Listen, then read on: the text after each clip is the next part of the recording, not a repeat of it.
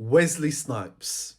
He once said, always bet on black. However, in Vogue Business this morning, there's a headline that states Gen Z is turning its back on black, which to me sounds like a merchandising signal.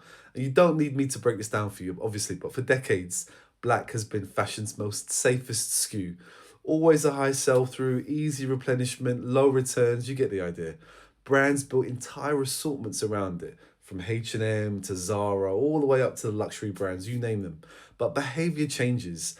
And the article this morning advises that Gen Z is shopping more selectively and scrolling through a market saturated with sameness. And in that environment, black no longer signals confidence or style, it just signals default.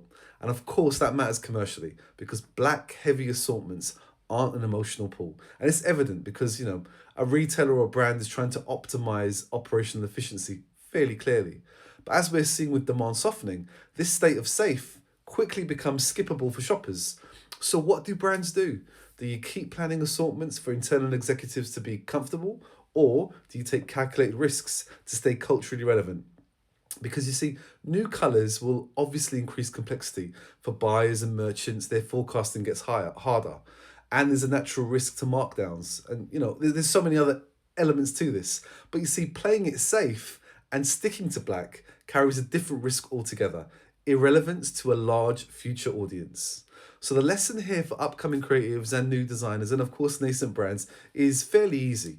Don't confuse what's easiest to sell with what people actually want to buy, because merchandising shouldn't really ever feel or be an operational efficiency. You're always trying to signal your brand's identity. And if your product says nothing, it doesn't matter how well you've planned it internally, how well you've marketed it, it's going to flop.